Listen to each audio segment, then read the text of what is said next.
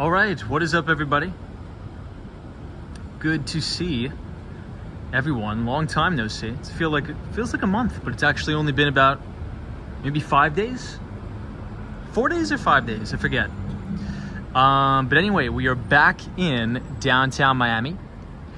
I spent probably about Thursday, Friday, Saturday, Sunday in Austin, Texas. Had a pretty good time. Really enjoy the city. However, I did get there very late. So I got there at about 4:30 in the morning, and man, the city was rough. I never knew there was that many homeless people though in the city, but during the day it was really nice. Not gonna lie. During the day, Austin, Texas was really nice, but I'm glad to be back in Miami. We will actually be back in New York next week, and then back in Miami the week after that. So a little bit of back and forth here, but it's good to be back. We are outside the 200 Southeast Financial Center here in downtown Miami, right outside the Metro Mover station. But it's going to be a shorter than normal stream, everybody. I did forget my gimbal back in New York, so we are going to be having some very shaky streams for the next week, but please bear with me. I guess we'll see who we have in the chat. We have Sally is here, says hey Tom. Thomas is here, says hey there Tom, good to see you. Soho is here, says evening Tom, always good to see you Soho. Jason FTO says what's up bro, good to see you. Fred X, welcome. Chris Beeman says hey, welcome back, we missed you Tom. I missed you as well Chris. Always a pleasure to see you from Arizona. I see Western Mass Dave, Jonathan Richards. Dutchman says, hey Tom, you missed the Miami flooding. Yeah, so supposedly, I was watching some of it online. I mean, man, crazy storm. But the good news, there was really no damage. But usually in parts of downtown Miami and Brickell, for some reason, people like to drive around when they know it's gonna flood. But yeah, there was probably well over, I think this is a cat right here. I think there was well over probably 2 or 3 feet of water. Hey, what's up, man? Hold on, let's pause the stream and say hi to this guy. I don't have a gimbal, so you guys are gonna have to bear with me. Hey. What's up? You want some food? I don't have any food for you. Hopefully you're all right with the flooding. This guy seems like he avoided the flooding pretty good.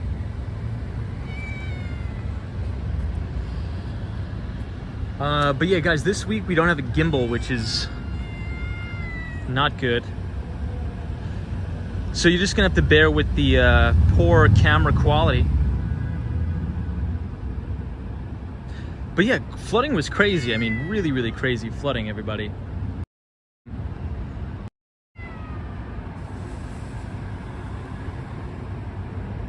All right, we'll leave him alone. Take it easy. Really crazy flooding down here, which was wild. But the thing that I don't get is every single time we have very heavy rain here in downtown Miami, downtown Brickell, everybody knows it's going to flood in these particular areas, about 3 to 4 feet of water, but they still for some reason go out and drive in it, which is a little weird. They tend to ruin their cars. But once again, everybody, quick stream tonight, probably going to be on for only about an hour. But one of the things that I wanted to talk about really quick is something about finding your edge. So if we're talking about, aside from investing, right? Because we always talk about the stock market, the equity market. We also do talk about careers as well. In my view, I think if you want to generate alpha in any specific sector of your life, whether that be investments, whether that be, accelerating in a career or something like that, I think the way you're going to do it is you really have to find an edge. Because if you're doing the same thing that everybody else is doing, it's going to be very difficult to I mean, speaking about in investing terms, it's going to be very difficult to generate alpha, right, with that. So there's usually, well, there is an old saying, I forget who actually said this first, but once the general public really, really understands something extremely well, you could still make money in it, but you're not going to generate like crazy profits. So an example of that would be like investing in the internet in the early 90s, right? There was probably about, let's say 20% or maybe even less at the time of the population who really understood the internet. There was a lot of skepticism out there about, is the internet going to be a real thing? Is it a scam? I think another sort of example here would be mobile phones or cellular phones. So at first, having a cell phone was almost like a nice to have, right? So I think as things or products, services start to move down that curve from a nice to have to almost being a commodity, right? I mean, I think the mobile phone industry is extremely commoditized. You know, there's actually been some research out there that people will actually pay their cell phone bill before they pay their rent. So that means if it's coming down to the wire and you only have money for one thing, to scrape together money to pay for your cell phone bill or your rent, your mortgage, people will spend money on the cell phone bill. So that's one of those things that to almost a must-have. So if you can find and identify these things, and those are just two examples from an investing standpoint, really understands it, once everybody's using it, you sort of lose the edge, right? You lose your edge. So aside from investing for a minute, I think right now there has been an opportunity, and I think it's going to continue for about maybe a year and a half, for everybody in this chat around the world who's ever listening, myself included, to find themselves an edge. And here's what I mean. So as I've been traveling, now that things have been opening up, going back into the office, one of the things I've noticed from everybody who I've been meeting with in the office, these people tend to be extremely, let's just say, type A personalities, right? And there was a really crazy distinction that I've noticed, and I'm sorry, but as I've been back in New York,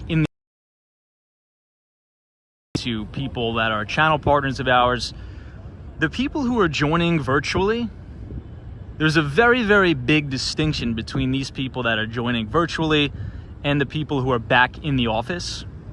So the people that I'm meeting with in the office, these people tend to be over the age of 40. This has just been my experience here. So the people that I've been meeting in the office tend to be over the age of 40, extremely aggressive and type A personalities.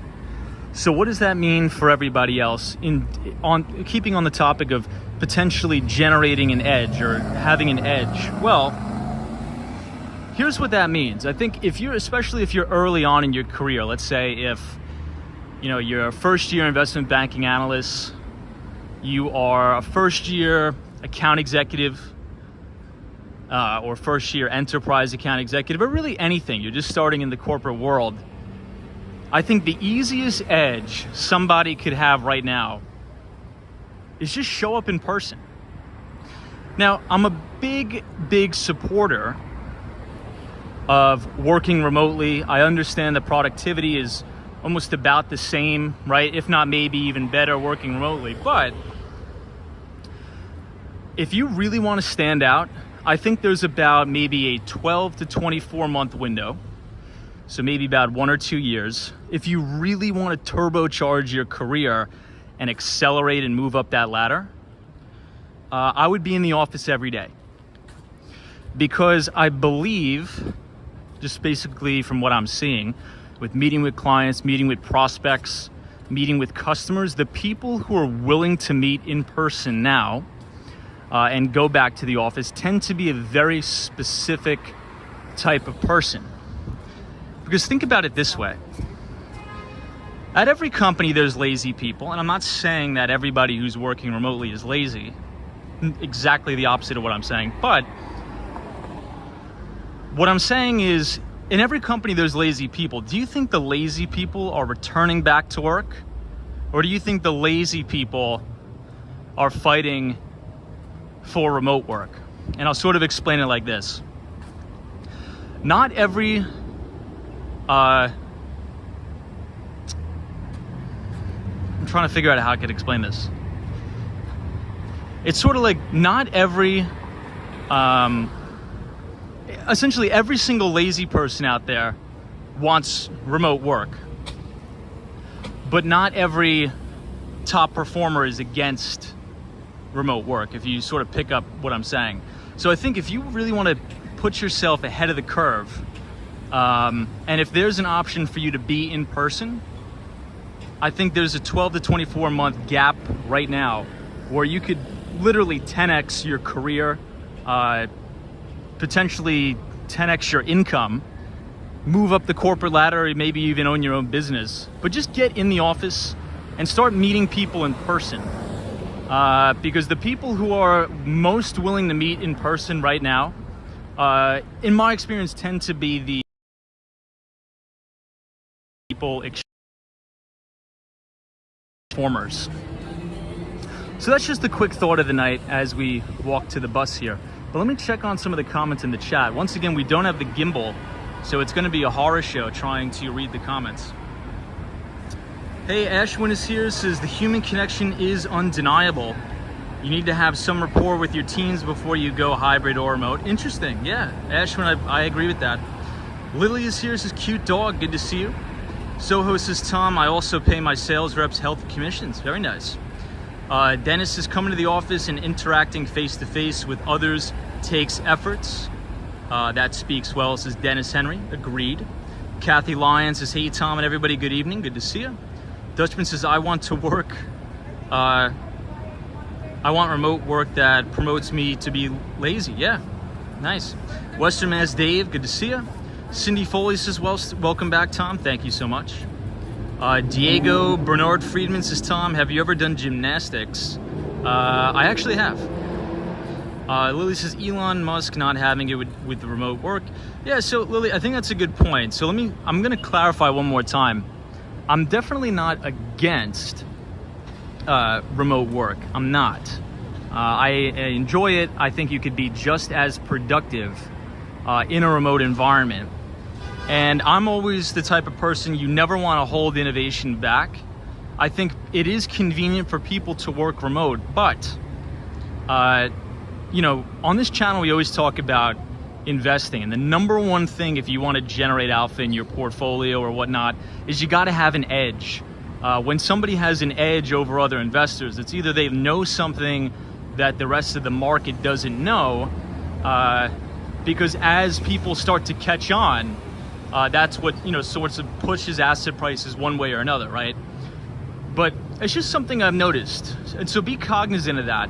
Pay very close attention to the people that are just so strict about, oh, I never want to return to the office. But it's not, I'm not saying that everybody's lazy. I'm not. But the people who are already back in the office every single day right now, I can almost guarantee you they are either older individuals, maybe partners in law firms or whatever. You could say this across any industry. But I think this is an interesting and easy way for somebody to find an edge. So let's say if you work, you know, at a law firm or something, and the partner always goes to the office, and you're, you know, first year at the law firm, you know, you have a very, very unique opportunity to be in the office face to face with that partner every single day with virtually nobody else in the office. That means you are getting all the face time to yourself, building rapport 100% of the time, just because you took the time out to wake up, go to the office every day. So I think this is going to be a really, really easy way for you to stand out, especially as salespeople, right? Especially as salespeople. So I think you're going to see a big divergence between people who are willing and able to go into the office every day and do business in person, and people who are just wanting remote 100% of the time. And I have a feeling that the people who are going to sell more products and services, advance in their careers, are going to be the ones that are more willing to go back to the office. But again, I could be wrong, but this is just my views. Hey, James says, being around senior partners can be very dangerous to a career too. Good to see you, James. Hope you're well. Hope you had a good weekend. Hey, Ruby says, I now work hybrid remote and it is amazing. Yeah, Ruby, you told me about that. So congratulations on your new position. That's fantastic. Don Smith says, Tom, crypto is coming to a 401k. That is true. That is very true. Chris Beeman. Yes, Chris, send me an email. Rob DeCaro says, it's raining and thunderstorms here in Ohio. Please stay safe. Charlie Richardson says, hey everybody, good to see you. James is nice to see you back, Tom. Thank you so much. Photos from around New York says, hybrid is always excellent. It's the best of both worlds. I agree. Cindy Foley says, welcome back. Thank you, Cindy. Let's see which other comments I missed.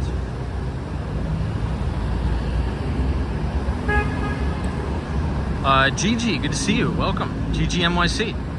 Maria says, hello from Sao Paulo, Brazil. Good to see you. Welcome. Mr. Ming is here. Hopefully everybody had a good weekend.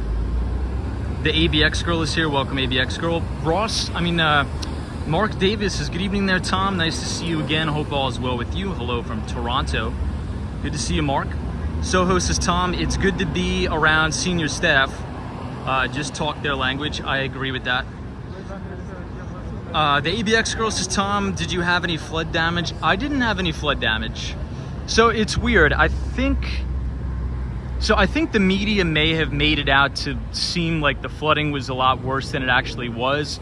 And this is why I'll say that, because we really had a lot of the flooding in the places that flood all the time, right? So downtown Miami and Brickell always flood like crazy. You'll probably have 4 to 5 feet of water in the streets, literally. It's insane. But then in 24 to 48 hours, the waters are gone. Everything is normal here.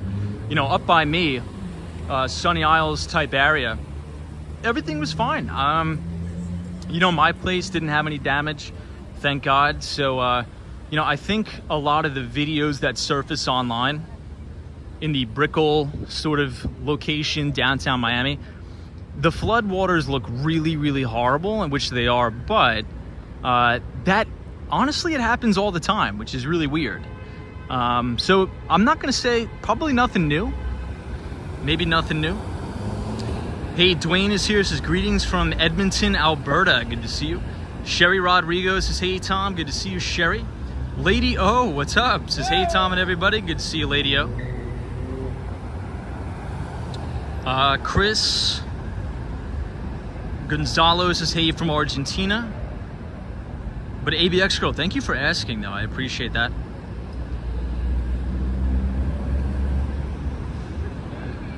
Mark Davis says, Tom, I heard something about Elon Musk backing out of Twitter. So I don't think he's going to back out. I really just think he's trying to negotiate a better deal from himself. So sometimes I think Elon Musk can make decisions in haste.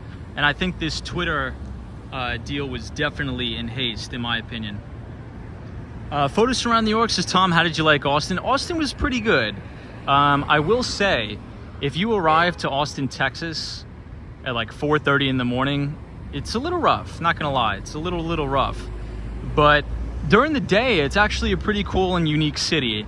One of my favorite things was obviously the barbecue there. It was fantastic. And I forget the name of the river, but you can walk over the bridges and you have a beautiful view of the river. And from there, you could actually see people, you know, on kayaks and everything like that, which is pretty cool. Michael says, million ways to make $1 million. Most elite workers are at home in their mansions while letting their office rats scram to the office in rush hour traffic. Work smarter, not harder, says Michael. Interesting thought there. I appreciate that comment. Interesting thought. Lisa says, hey, Tom and everybody. Ooh, photos around New York. I did not see any bats from the bridge. But yeah, so just to comment a little bit about what Michael said, you know, maybe he's right. I'm not saying I'm right, but this is just what I've noticed about since I've been back on the road. And I've been meeting with some, you know, publicly traded companies. Obviously, you guys know I am in enterprise tech sales. So the people that I'm meeting with are, you know, C-suites at Fortune 500 companies, things like that. Now, I'm not saying everybody is back, but here's what I did notice. The people that are back, they are so aggressive to get things done. And they have that type of type A personality, you know, very aggressive, very go-getter. So I think this is an interesting time now where you can, especially if you're young, if you're very early on in your career, to build that edge, right? Obviously, we talk about in the investment business, your job is to find an edge. And I think that investment process starts with idea generation. We always talk about how to generate the best investment ideas. And usually as you start to think and build an investment thesis, that's when you look back and you're like, oh, wow, I've generated an edge for myself. So once again, if you are, you know, a first year investment banking analyst, if you are maybe an enterprise software salesperson or whatever, what I would do is I would be in that office every single day and I would live and breathe in that office, especially for starting now for about 2 years. That's what I would do personally, because I think that this is a very unique situation to generate that edge, because the people who are in the office now, I can almost guarantee you, from my experience, very type A people, people that want to get deals done fast, and the most successful people at companies are back in the office. So if you can be there, build FaceTime, you're really, really going to stand out. That's just my thesis. Now, I'm not saying it's 100% going to work and it's certain, but nothing in life is 100% going to work and certain. All I'm saying is that I believe this is, you know, a once in 20-year opportunity to make something happen. Herbert, thank you so much for the $5 donation. Says, Tom, big thing I enjoyed about remote work is no commute. Many people are driving 2 or 4 hours a day to their office. I go in once a week. Yeah, I agree with you 100%. The commute is horrible.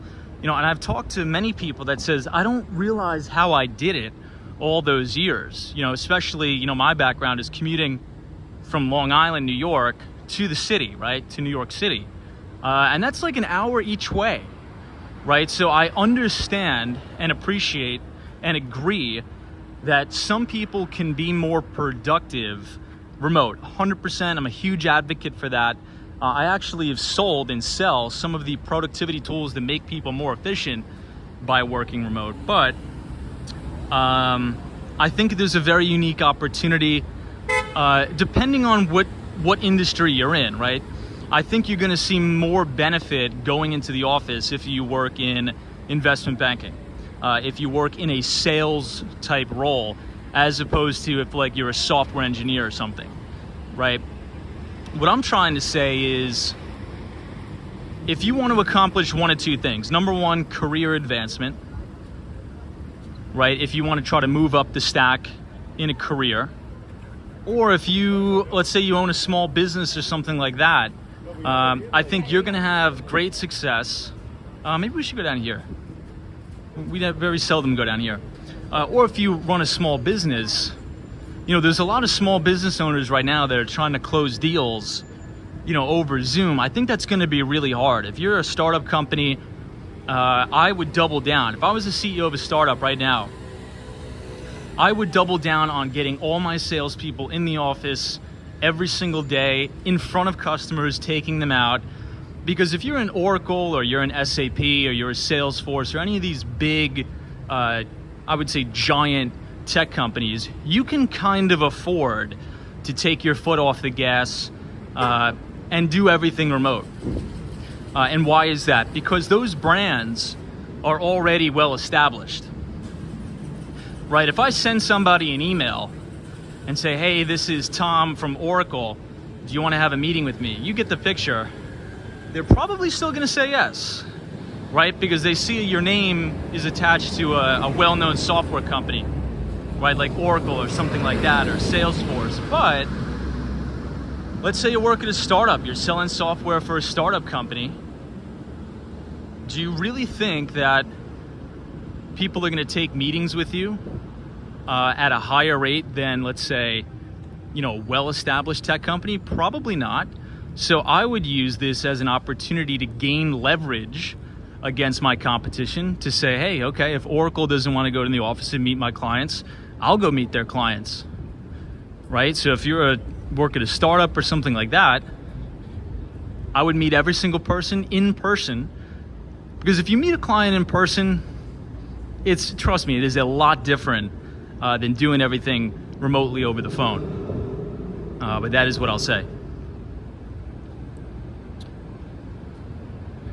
DJC says you can't do a bump with your boss and drinks on a Friday.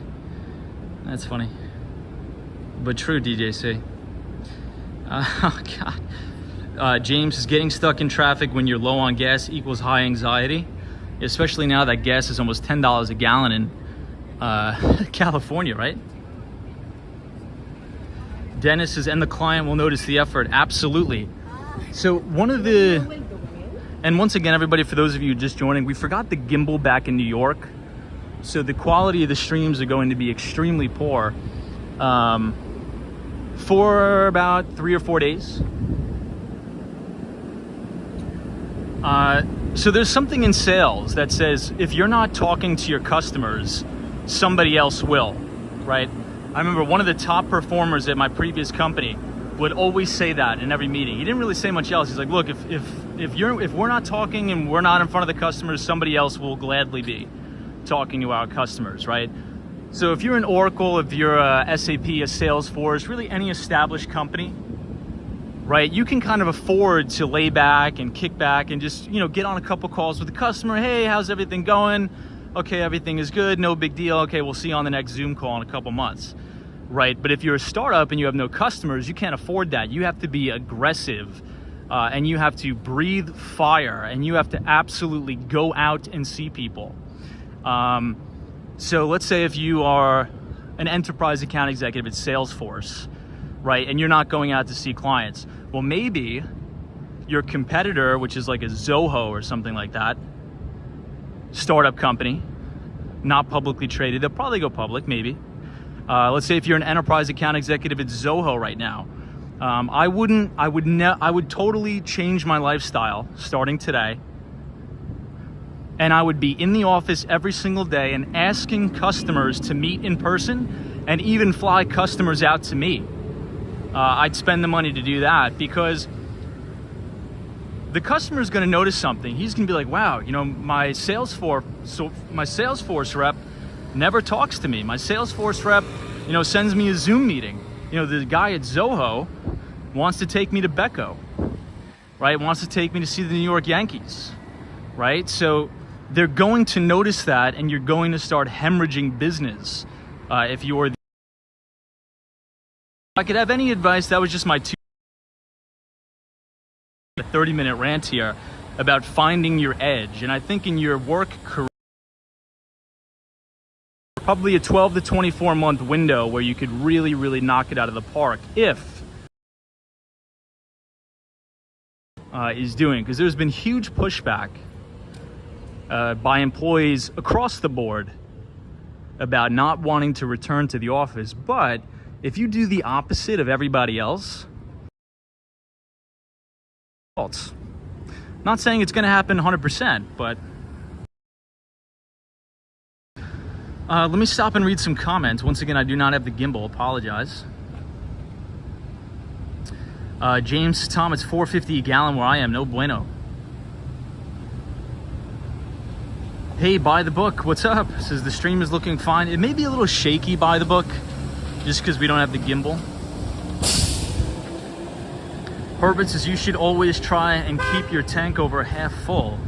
You never know if you'll be detoured through a bad neighborhood. That's a good piece of advice. Oliviera is here. Tatiana Oliviera says, hey Tom, good to see you.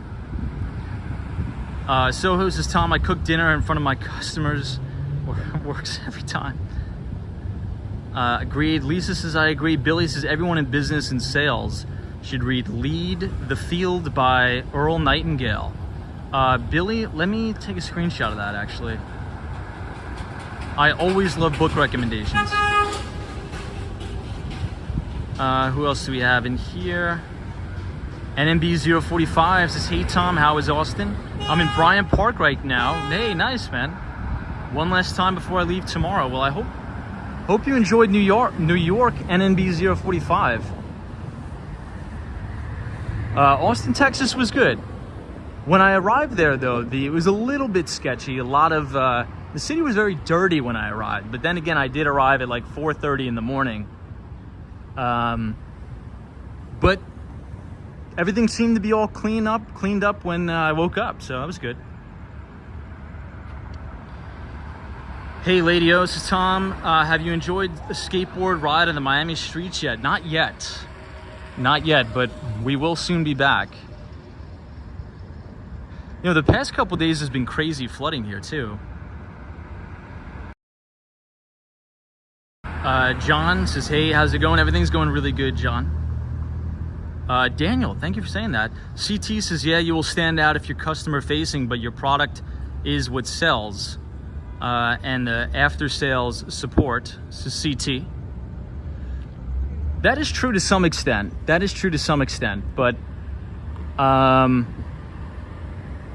you're right. It is the product that sells. But if you have an egregious salesperson doing the job, I think subpar products could step up and replace, because there's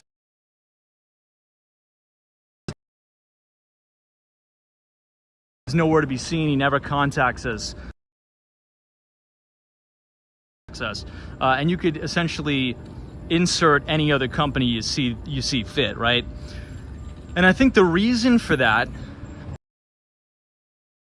grow as you expand as a company, complacency tends to set in,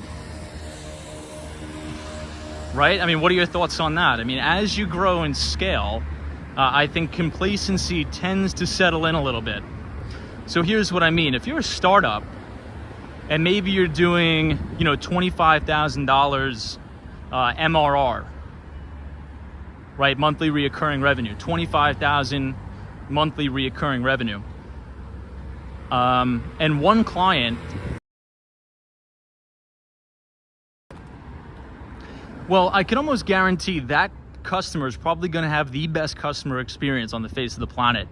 And why is that? Well, if he or she churns, that cuts the company's revenue in half, right? But let's say if you're a Salesforce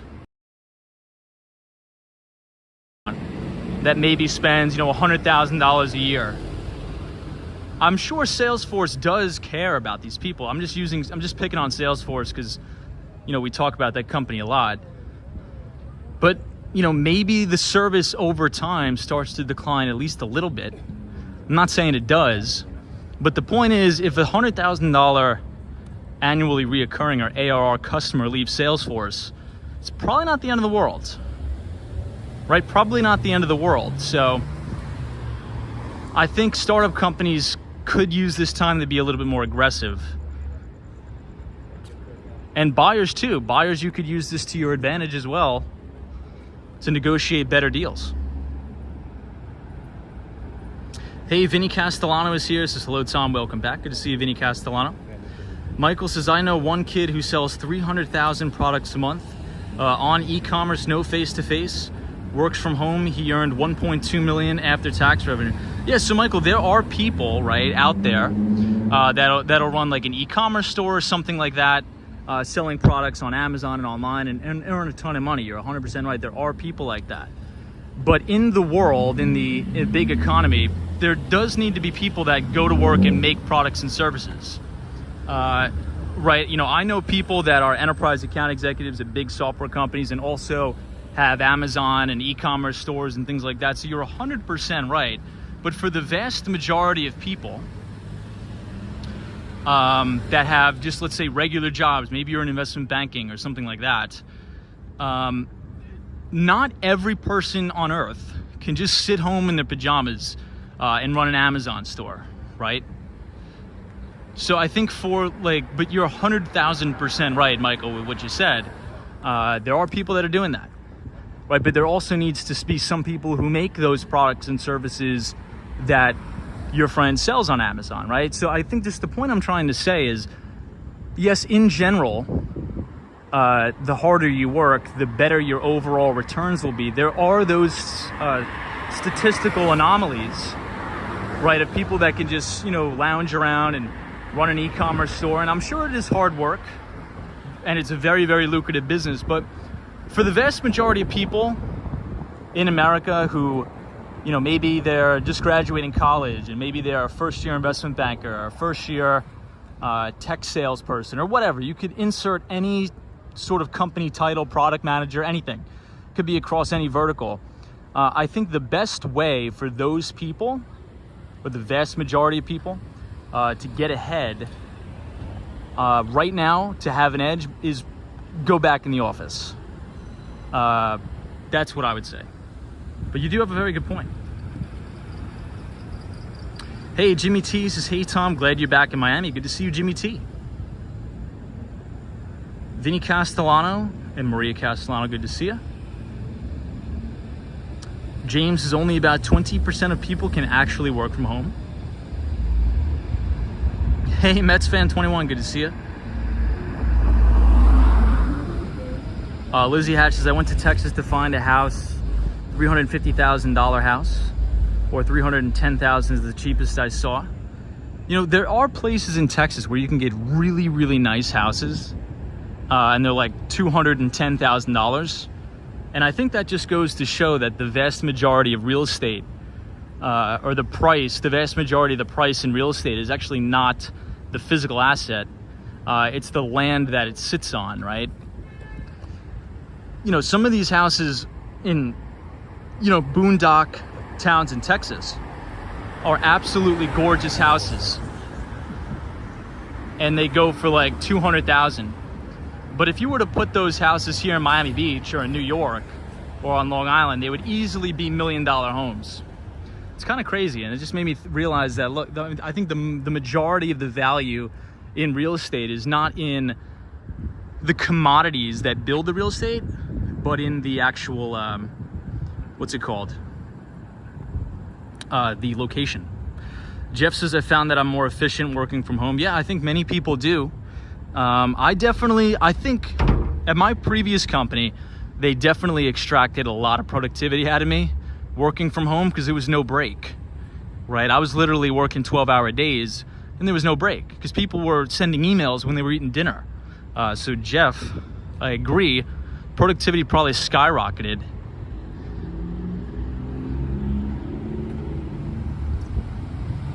Photos from around New York. It says in some neighborhoods it's cheaper to tear down a home and rebuild the owner's new vision. Very interesting. Mishbash says work from home is better. People should have the option to do either or. This is Miss Bash, good to see you. Check it out, says it doesn't matter if they are at home or at the office. If they don't have a script/rebuttal, then that's their problem. Says check it out. Miss Bash says this is why I work for myself now. I need complete control over my life and time. This is Miss Bash. Very nice. Love that. So here we are in downtown Miami. We are about to be outside of the FTX Arena, overlooking the beautiful Freedom Tower and the Paramount building.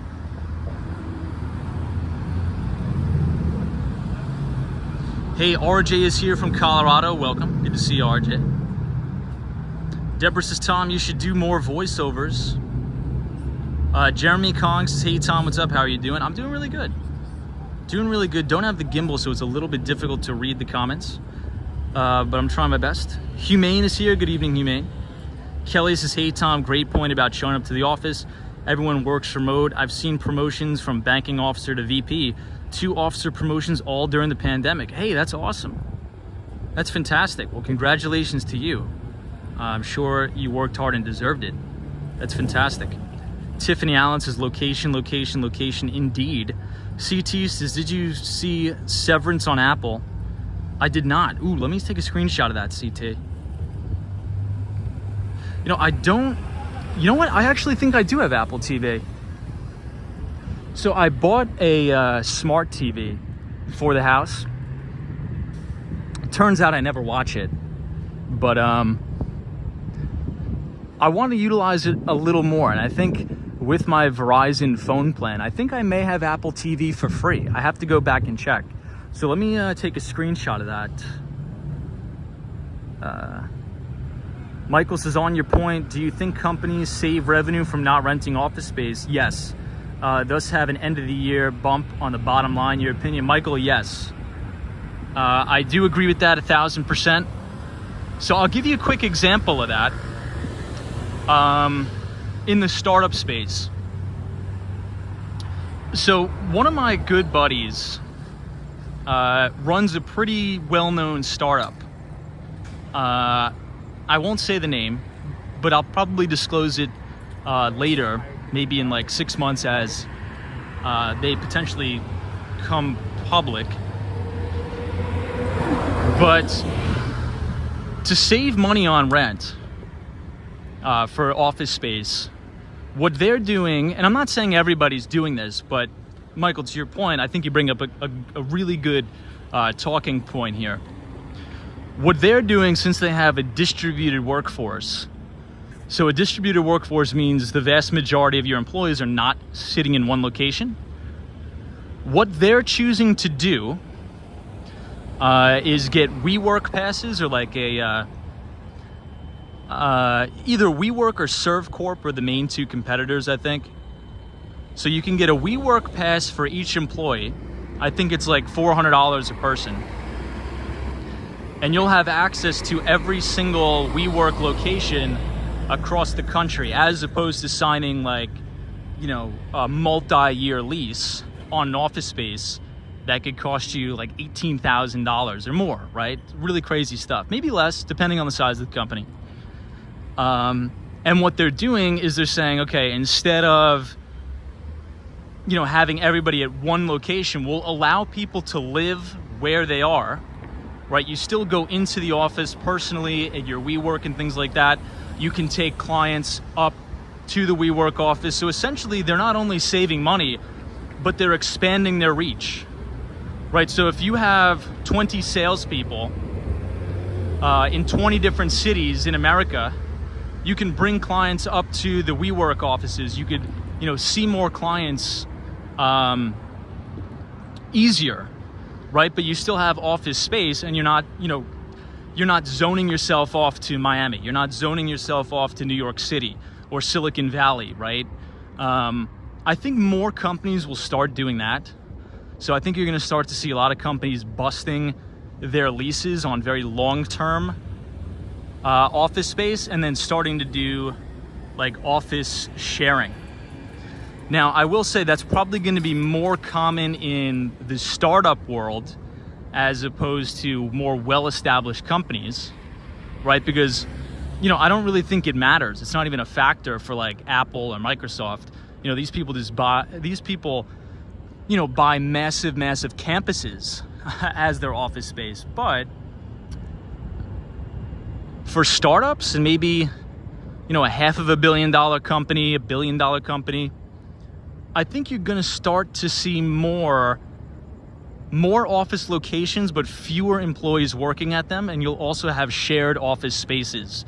So if anybody's ever been to the WeWorks, some of the WeWork floors will have dedicated office spaces, So it's not like you're working on top of other people. It'll be your dedicated office, but you'll share the floor with like 20 different companies. It's kind of cool. Maybe I'll do a quick stream about that at some point. James says, I would do WeWork. That sounds just fine. Yeah, I think it's a good idea. So obviously WeWork, I think I told this story before. SoftBank, Adam Newman almost blew up the company right into the ground. Thank God they got Adam Newman out of there. But we could talk about the finances of WeWork another day. But I think the pandemic has positioned WeWork very favorably.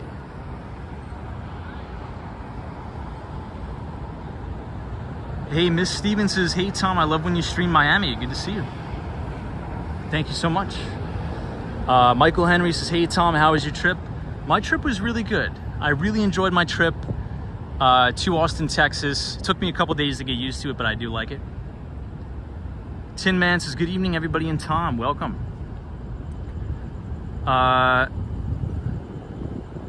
Sharon, I don't want to pronounce your name wrong. I apologize. I'm horrible with pronunciation, so I'm not going to attempt it because I don't want to disrespect anybody.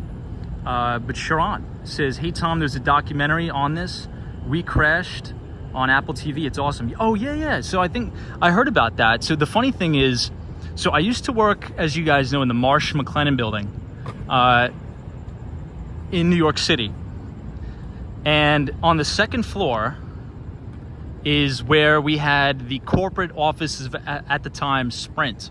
So SoftBank bought a majority stake in Sprint as a part of Moss's son's Vision Fund.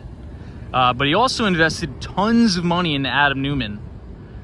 Turns out he was just using a lot of the money to, to party on private jets and things like that. But the night where Moss's son and Adam Newman were arguing with each other, or Adam Newman, the WeWork people, they all had beanies on, the whole executive team. They were in 1166 Avenue of the Americas, and I was in the office on that night.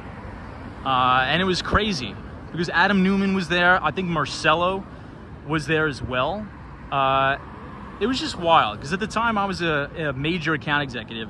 I was selling mainly into healthcare, and they were having a huge meeting about essentially the company's future. I mean, the company was going to go bankrupt, and they ousted him. But I think Adam Newman walked away with a very good deal. He walked away with multi-billions of dollars. But maybe someday I think I've told that story before. But yeah, it was wild. But I will say I do have a lot of respect for Marcelo, which used to be chairman of SoftBank. Now he is no longer with the company. But he used to be the CEO of Sprint. And he is a phenomenal business guy. Really, really sharp, really, really smart. So yeah, I mean, looking forward to see what he does. I think he does a lot of stuff down here in Miami too. So more to come on that. The Mighty Bull says, watching, listening, and learning and thinking. Hey, Mighty Bull, good to see you, my friend. Hopefully you're well. Hey, Scott is here, says, SL Green REIT, largest office landlords in New York City. Owns one Vanderbilt building. Any thoughts on it as an investment? They have cut their dividend. So I'm not familiar with that particular one, but obviously real estate investment trusts, the way they're set up, they have to distribute the vast majority of their earnings via dividends. There's other REITs like Simon Property Group and things like that, but I don't know. I don't know if I would invest in a REIT that mainly focuses on commercial property. I don't know. I have been writing about and talking about recently the Chinese commercial paper market, which is still scaring me. I've been watching the defaults increase very slowly, week over week, month over month. I will be touching on that a little bit. But commercial property scares me right now for some reason. Wendy England, Texas was very good. Very, very good. Hey, Lila is here. Says, hey, Tom. Hey, Lila. Good to see you. But Scott, I'll quickly touch on that real quick. And then I got to head to the bus. So I was in New York last week. Was it? Yeah, it was last week. And I can conclusively say this was the first time that I could say New York City during office hours was back 100%. Now, I think that's because obviously people are slowly starting to come back to the office, and I think people are more likely to come back to the office when it's nice out, right? I mean, the weather in New York right now is beautiful. That was the first time where I'm like, wow, New York City is just like it was when I was working in Midtown Manhattan in 2018, 2019. Tons of people. Now, let's see if that trend continues. I don't know if it's a seasonality effect, right? As we move to this hybrid work environment, maybe, you know, managers and things like that will say, okay, since it's a nice day, the weather's getting better, you can come back to the office. But, you know, during the winter time when it's snowing and it's miserable, maybe they will be more tempted to stay home. But everything looked normal, looked 100% back to normal, in my experience. Scott, this is, that's what I thought. More and more will head back to the office. I agree. Hey, photos from around New York says I was on 5th Ave a while back and it was packed. Yeah, I mean, photos. So I was working out of the 430 Park Avenue WeWork. And Park Avenue is just exactly like what it used to be. At least when I was there. And that was for about a week straight. But I think there may be a seasonality effect or a seasonality factor. Hey, Brad's Brains, the savings rate is 4%, down from 12%. People will be using seized credit cards to buy groceries. This economy is going to slow drastically. That's possible, Brad, and that is a very true and interesting statistic. And we will be writing about that more tomorrow in the Behind the Street newsletter, now that we are back on track. So really quick, everybody, I believe the water from the flooding in Miami was all the way up to the door here. So just to give you some perspective, so the water level came all the way up. That must be like 5 to 6 foot high waters, because I was watching a video on Twitter about the flooding down here, and at 600 Biscayne Bay, the water was all the way up over the stairs here. Insane. Dolly Girl Twins says just 8% of Manhattan office workers are back in the office 5 days a week, and 28% are still fully remote, according to the group's new survey of more than 160 major employers in New York. Dolly Girl Twins, can you do us a huge favor? Because I love statistics and data like that. Could you please drop that in the chat or put that in our Discord? Because I would really, really love to take a look at that, to be honest. Again, what I think, and I think this goes right with what you're saying, I think people or offices or companies in general will say, okay, everybody reports to the office on Thursdays or Wednesdays and Thursdays, and the city is going to be packed Wednesdays and Thursdays, and the rest of the days it'll be dead. But all last week, everything was crazy in the city. Miami and Walking Driving Tours says, hey Tom, there's a new interview on YouTube of Adam Newman with the CNBC guy. First time he's spoken since the whole thing blew up. It's worth watching. Hey, I'm gonna check that out.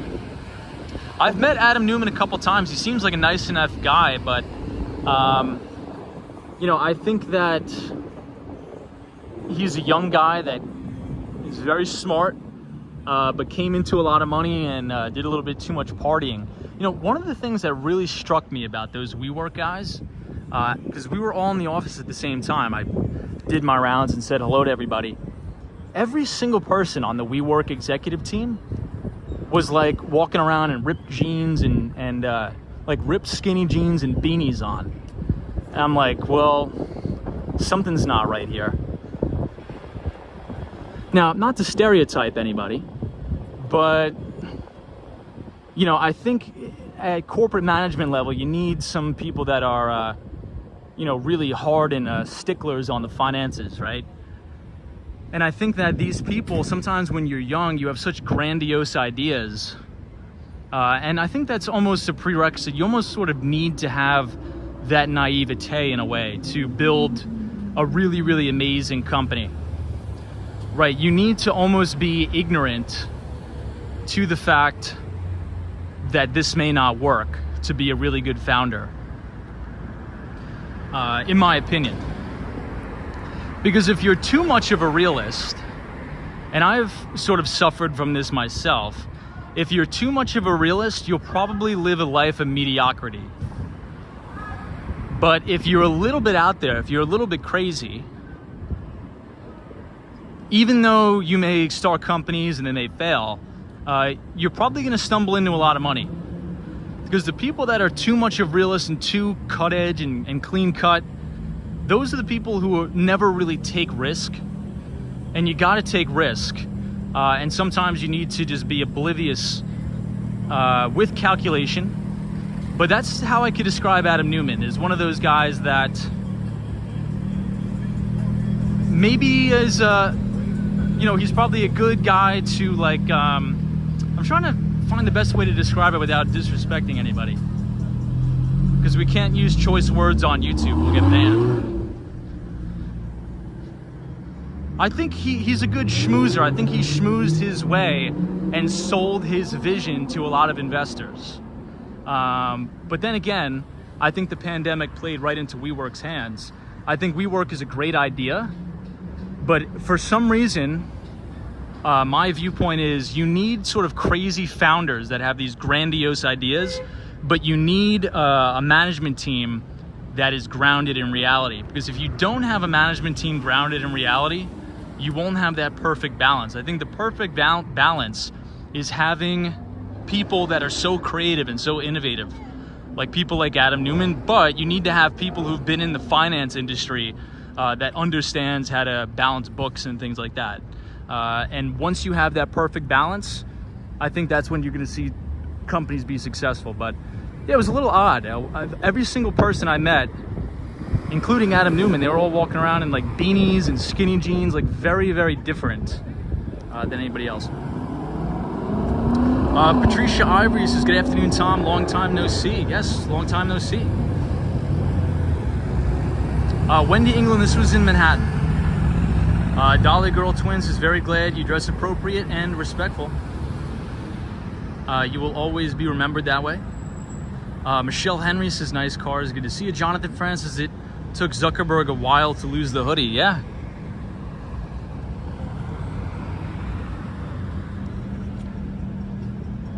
CT says, We Crashed is also on Apple TV. Pretty good series. You know, Masa-san is the founder of SoftBank, and SoftBank is known for taking ridiculous amount of risk, especially in their vision fund and things like that. So I think it's just WeWork overexpanded. I mean, they were opening so many different locations, nobody was really using it. But I think this is a very unique time to that, you know, the pandemic could have possibly played into their advantage. GX72 says, are we going to see dolphins tonight? Yeah, let's check it out. We'll see. Dennis Henry says, I work for a large hotel company, and the top two guys were a great mix. One was an innovator, and the other one was a nuts and bolts guy. Perfect match.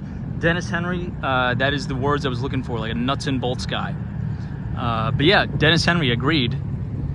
I think that's like the dynamic duo of a team. If you could have somebody so far out there, so crazy, like a big dreamer, that's like, yeah, we're going to put people on Mars and we're going to colonize Mars, like an Elon Musk. But you also need somebody to offset that. Because if you have everybody who's a cookie cutter, clean cut, doesn't take any risk, sort of like a Dave Ramsey type of person, like no risk, no leverage, you know, you're never going to have innovation at all, ever. Right?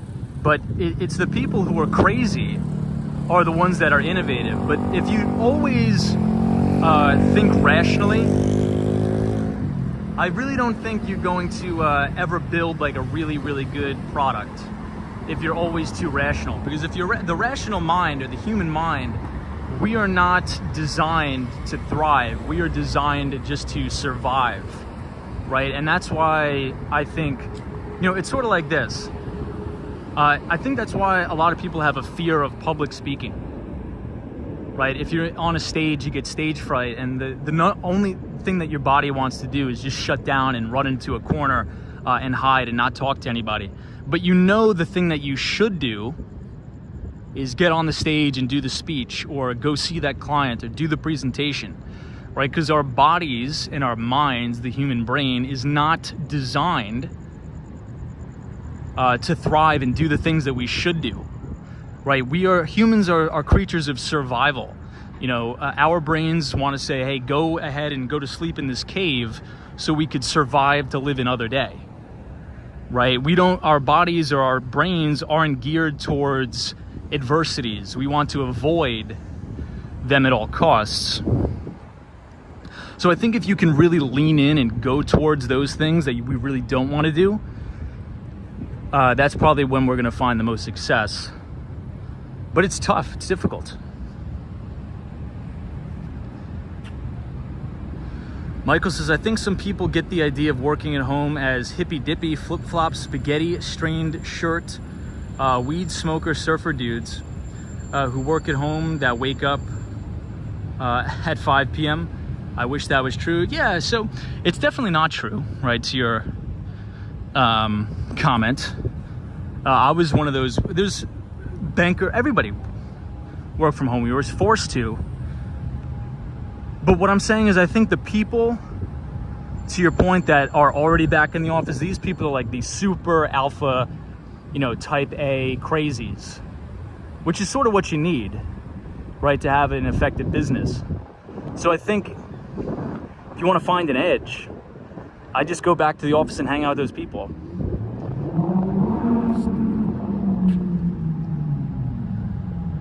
Man, my arms are killing me. Hey, Daniel G is here. Good to see you, my friend. Jetstar's high school dropouts seem to be good at developing successful businesses. Yeah, so I think that can be a little bit, I think we really have to be careful with that. Right? So here's why. You know, and a lot of times you'll see this. I always get these get rich quick scam ads on Facebook. I mean, not on Facebook. On YouTube about drop out of college, drop out of this and do this online, or, you know, the people who've dropped out of school, of college and stuff like that, who've built crazy businesses and are ridiculously successful, is like a Bill Gates and a Mark Zuckerberg, right? You are not Bill Gates and you are not Mark Zuckerberg. And I'm not saying you individually, I'm talking about myself too. I'm talking about the general people out there. There's only one Bill Gates, there's only one Mark Zuckerberg, right? And I'm not saying that college is a prerequisite for success.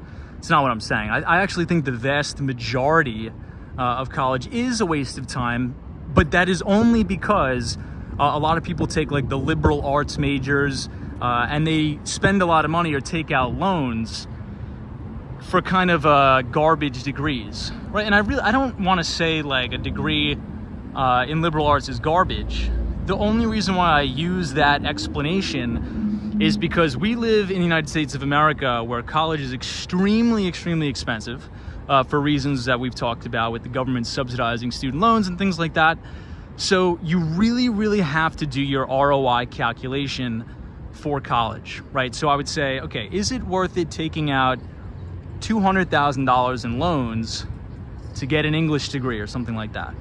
Okay, probably not. And I'm not saying an English degree is bad or it's not useful. It's not what I'm saying. I'm saying based upon, if you do your ROI calculation, you know, what does an English major typically make, right, in the job market? And does that justify taking out $200,000 in loans, or $100,000, or even $50,000? So I think college is extremely, extremely helpful from a networking perspective, especially if you can go to these top schools like the Ivy Leagues, top 20s. I think they're fantastic institutions for building a network, because if you think about it, the people that you go to college with are your future coworkers. They're your future business partners. So it's extremely important to learn to build these relationships with people, and also meet people from all over the world, from different customs and cultures and religions, and it'll help you become a better, well-rounded person. But I think where it gets a little bit out of hand is people being coerced to go to college when they really don't know what they want to do and they don't have the money to pay for it. That, I think, is a recipe for disaster, perhaps. So on one hand, yes, I think there's an extreme positive ROI for college. I think that's undeniable. undeniable that for the vast majority of people, if you get a college degree, you're probably going to make more money than the person who's, dropped out of high school or something like that. Definitely wouldn't recommend that. But I think where the displacement in the argument comes about is, at the end of the day, if you want to stand out, you have to build actual skill sets, right? Because then you could take those skill sets and trade them in the marketplace for currency, right? For monetary value. So I would focus on building true fundamental skills. Maybe that is you're an engineer, you're a coder, or whatever it is. Maybe you want to be a nurse. So focus on building those fundamental skills. And that's been one of my biggest critiques from when I went to college, because I wanted to really focus on the classes that I wanted to take. But unfortunately, I had to waste my time taking all these electives and wasting my time on learning about things I didn't want to learn about. So I think if you can find one or two things that you really, really enjoy learning about, maybe you're a software engineer, maybe you are a salesperson, I would, or maybe even you're going to be a doctor or lawyer, I would spend all of my time hammering down on building those particular skills, right? So I'm definitely not in the crowd where some people say, we'll do one lap over here and then I got to get the bus. I'm definitely not in the crowd where, some people say, oh, all college is a scam, and no, it's not. It's a scam if you make it a scam, right? It's a scam if you take out hundreds of thousands of dollars in loans to get a degree that is not going to pay you a lot of money, right? That is a scam. But I think that just has to do with, it's been so ingrained in our society, you got to go to college. No, I think the verbiage should be, you have to get an education building a specific set of skills. Maybe that is you're an electrician. Maybe you want to build the best skills possible to be the best electrician you could be. Maybe that is HVAC skills. Maybe that is software engineering skills, construction skills, sales skills. But at the end of the day, I truly believe that you will be paid in direct correlation or direct proportion of the skills that you possess. Because the more skills you have, the more marketable you tend to be. Hey, Ramsey is here. What's up? Says, hey, Tom, welcome back to Miami. Good to see you. Harrison. Guys, I think there's some lightning in the distance here. Harrison says, I thought there was flooding in Miami. There was. There was a lot of flooding. So down here was crazy, but the thing is, the flooding usually goes away in 48 hours. Hey, Talfish is here. Good to see you. I am very good. I hope you're well. David C. Randall. Hey, David. Says, college opens doors, but you must walk through them. David, very good comment there. Love that, David Randall. I'm going to screenshot that and write that down. I sometimes... I have a board where I write down like good quotes and things like that. I know it's kind of corny, but I'm going to write that one down. DW says, I'm an engineer, but degree in psychology helps a great deal. I heard DWG that psychology majors tend to do very well on Wall Street as well. I think for obvious reasons. But awesome, DW. James says, relationships definitely can make a huge impact. Dolly Girl Twin says, yes, you need a platform to start from.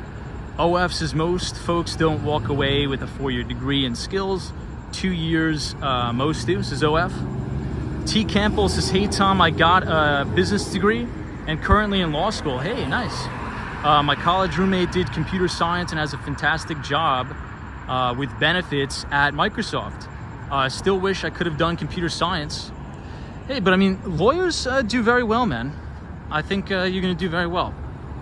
I think you can do very, very well. But T. Campbell, thank you for sharing that.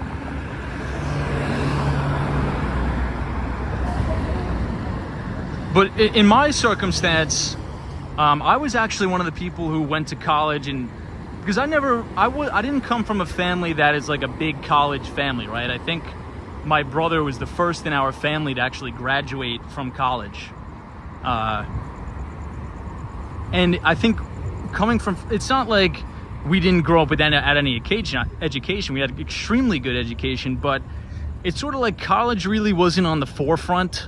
So I'm like, yeah, okay, I'll go and I'll do criminal justice and economics. But the vast majority of the benefit that I got out of college is probably playing soccer, meeting a lot of friends through there. But I think the biggest values that I've gotten through my college years was just working throughout my college years and networking that way. So if I never had a job throughout college, I probably would have never gotten the guidance to go into tech sales or anything like that. Because when I was working, I was so curious. I was just asking everybody around me, my coworkers, clients, what do you do? How did you get into that? And sort of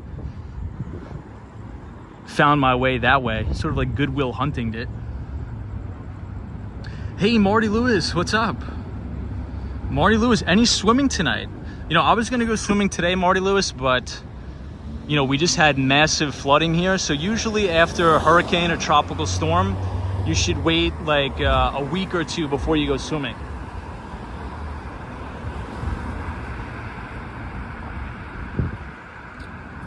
Mr. Ming says, hey, Tom, my cousin has a business degree and is using his learned skills to further his hip-hop career. Nice.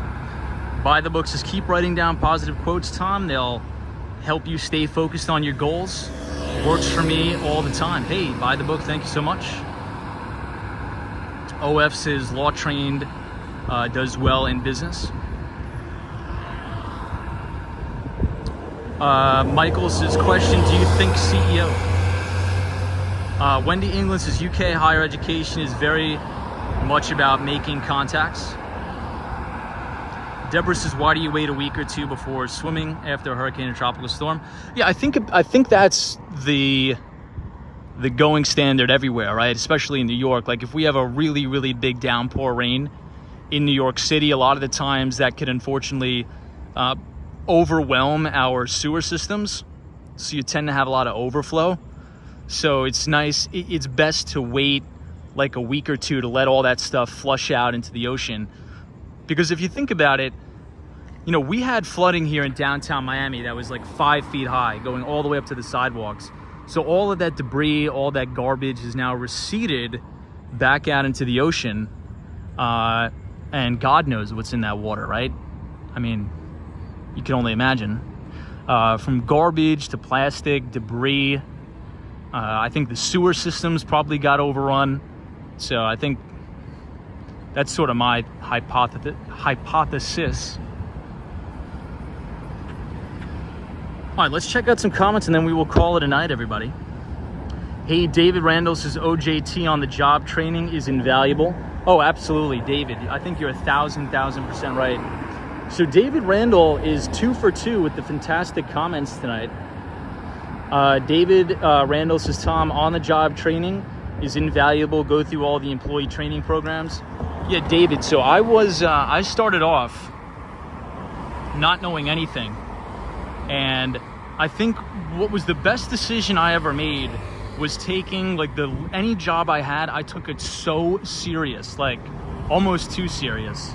So I know there's a lot of times if you get these junky college internships or teenage jobs, you have a tendency to goof off and not take it serious. But for me, I almost did overkill on it. But I'm glad I did that because, I took all of the sales trainings so seriously, all the role playing, almost to a fault. But that led me to build a lot of relationships with some very high level people and develop a skill very early on and stand out. Because I think one of the best pieces of advice I got was from at the time, he was the regional vice president of Enterprise Holdings. And at the time, I was a teenager and I was doing a little sales and marketing internship at Enterprise. And I was the #1 salesperson in the country as an intern. And the best piece of advice I got from this guy, I won't say his name, he's like, when you're young, extremely, extremely young, and you put in 1,000% effort, your customers are going to be so taken back Because it's one thing for a 45-year-old or 50-year-old person to show extreme effort and really wow the customer. But when you have a little kid doing it, it's almost like you get that extra X factor, and people are going to buy a lot more stuff from you if you really bend over backwards as like an 18, 19-year-old kid. And I think that's true. So you could almost use your young age to an advantage. If you walk into a restaurant and you see a really, really young server or something like that, but this guy is bending over backwards, busting his back, you're probably going to tip him really well. You're like, wow, that kid is a hard worker. That's crazy. You almost stand out like a sore thumb, like an anomaly. So anybody watching, if you were, in your early 20s or your teenage years, I would get a job as fast as possible, and I would like blow yourself out. I would literally work overdrive and really try to wow your customers, because just from your young advantage, if people see, wow, this is a young guy or a young girl really working hard, is super eager to learn, I mean, the sky's the limit just from that. I mean, because I think it's very uncommon for that. But that's what he said. I don't know if it works. It worked for me, but...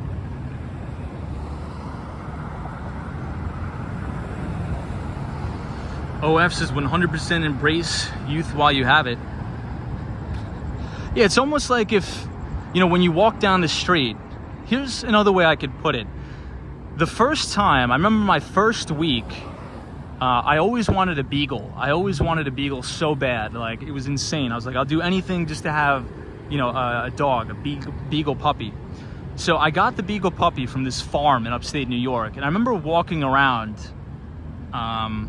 with the puppy, and you would not believe I couldn't even walk down the sidewalk without people trying to stop and take pictures and saying, oh my gosh, this is the best thing ever, this is fantastic.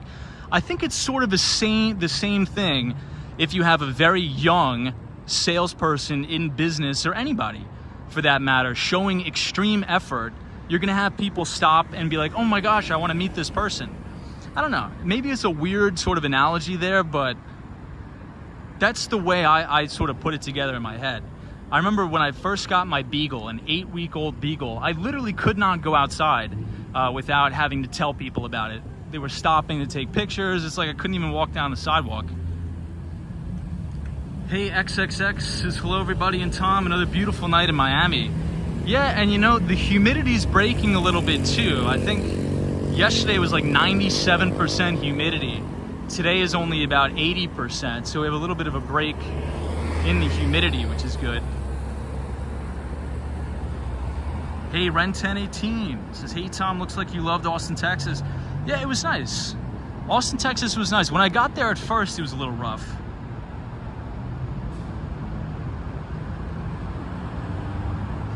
Jetstar says the reason that's successful is because most youth aren't like that. Yeah, I think you're right. I think you're right.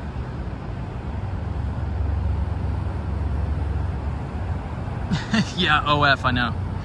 But Jetstar, it's good to see you, my friend. Hopefully you had a good weekend. Hopefully your Monday is off to a good start.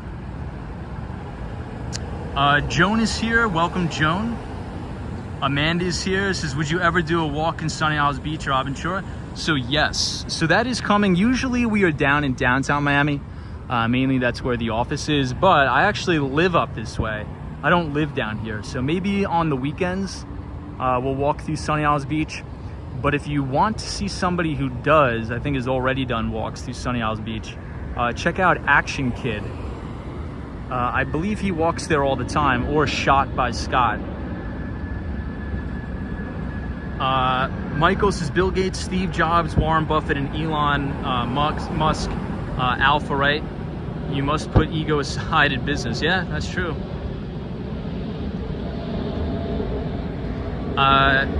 Warren Buffett, may look like a little cute old guy, but he was an absolute ruthless titan in business.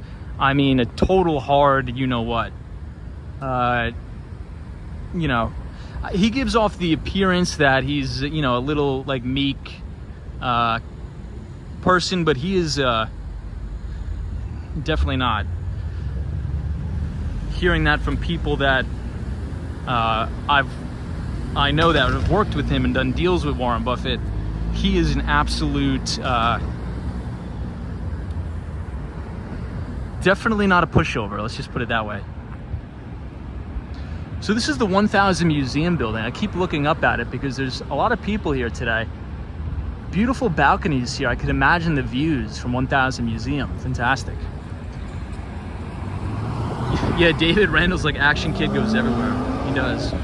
Hey, Daryl is here. Says hello, Tom from Chicago. Good to see you. OF says, have you discussed Elon's 40-hour in the office? Not yet. If not, a fun topic for another stream. Yeah, so I think Elon is a big proponent of getting people back into the office. But then again, you know, I think that, you know, ties in really well to what we were talking about, right? The people that are in the office now are people like Elon Musk, right? They don't have an off switch. And I'm not saying that's good, right? I'm not saying that's a good thing, but the topic for tonight's stream was finding an edge. And I know on the stream we talk about investing all the time in the stock market and things like that, the housing market. And obviously investing, the way you generate alpha is you find an edge, right? But also, if you want to be successful in your career, make a lot of money, successful in business, I think a lot of the same principles applies. You have to find your edge. So one of the things we were talking about for about the first 30 minutes to 40 minutes of the stream is that I believe, just from what I've been seeing, if you are looking for an edge, I think the biggest edge that anybody could have right now, and I think it's going to last for about a 12 to 24 month period, is just going back to the office every day. I know we've been accustomed to work from home, and I know that you could probably be more productive at home, but everybody's doing that. I think if you work in sales or investment banking or private equity, venture capital, whatever, you fill in X. And if you just say, you know what, I'm going to challenge myself and I'm going to go into the office, I'm going to be the first one there and the last one to leave for the next 6 months, I can guarantee your boss, your boss's boss, or whoever, your clients, are going to notice, and you're going to have a massive, massive life-changing event happen within the next 6 to 12 months. That's my bet. So we make a lot of bets in the stock market. We put our money where our mouth is. But the same thing in business. So I think that's where people can generate a significant edge here, in my view. And look, I'm not saying that's right. I'm not saying it's wrong. All I'm saying is that I believe that is the edge for the next 12 to 24 months. Because if we pay attention to people who are coming out and saying that, return back to the office, Elon Musk, Jamie Dimon, pretty much every single CEO at every major investment bank except Credit Suisse. So even though I know it's comfortable to stay home, it's a pain in the neck to drive through the traffic. But if you're a salesperson, don't do any more Zoom calls. Go see these customers. Fly there. Buy a flight, spend the $300, $500, and go see these people. Play golf, take them out to dinner. And I don't know, you may be really surprised with the success you'll have. I could be wrong, but that's just the thoughts on the stream tonight. With no gimbal, that's why it's very shaky tonight. Hey, Cody Banks is here. Good to see you, Cody. Lisa Cobe says that's very Elon Musk. James says I would go into the office, but that's 1,800 miles away. The office is 1,800 miles away? Hold on, let's get out of this, guys.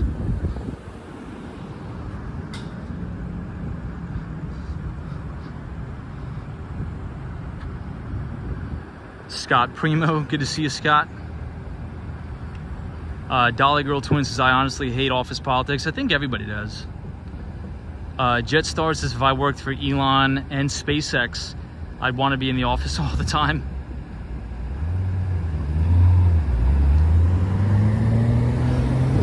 So maybe it's very industry specific, but I don't know. That's my thesis. That's what I'm gonna do. So anytime I have a customer that wants to meet, I'm just gonna go. I'm not gonna try to duck out of it anymore. I'm going to actually go into my Rolodex, clients, past and present, existing business, future business, and I'm gonna say, let's do this in person, right? And I'll do the math on it. I'll run the statistics. I'll look at the data. Has my close ratio improved, or has it gone down or stayed the same? And then in 6 months, we'll revisit the results on the stream. We'll see. James's personal connection makes them remember you. I agree. And I also think, so here's another interesting point, and then I really have to go now. But it was almost like euphoria being back in person with clients again at a dinner or at a golf course, because you haven't done it in so long.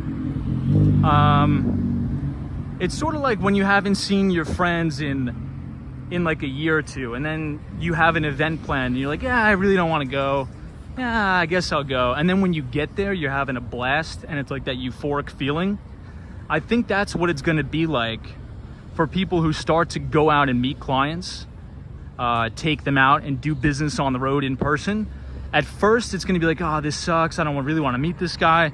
But once you start having dinner, once you sit down at Becco or whatever restaurant, you take these clients out, or you're in the office, I think that initial hit of dopamine that you're back in the office and you're back in person is going to close more deals for you. Who knows? But that's just, you got to try things. You got to try things out.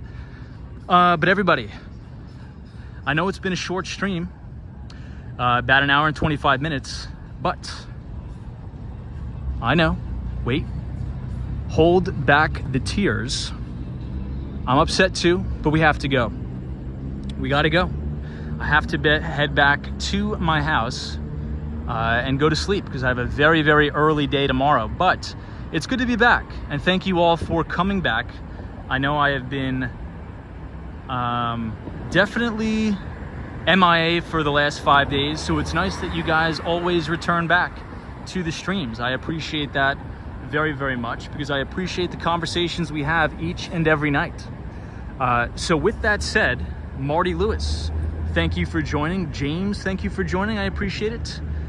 Brad's brain. Yeah, so Brad, we will have the newsletter out tomorrow, back on schedule. Michelle Henry, thank you. Matthew, appreciate it. Samantha R, I will see you soon. Dolly Girl Twins, Brad's brain, FredX, OF. James Dixon, good to see you, James. Ruby Falcone, thank you so much. Zabatatis says Tom is right, but that is for sales. Good to see you. The Bandit, thanks so much, my friend. Hopefully you had a good weekend. Katie, thank you. NE, DJ MTG, appreciate it. James Zabatata, if you guys are new to the channel, feel free to subscribe. We will see you here tomorrow at 8:30 Eastern Standard Time, as always. If you enjoyed the stream tonight, feel free to leave a like on the video. And to the mighty bull, have a good night wherever you are, because there is always a bull market somewhere. You just need to know where to look. I'll see everybody right back here tomorrow.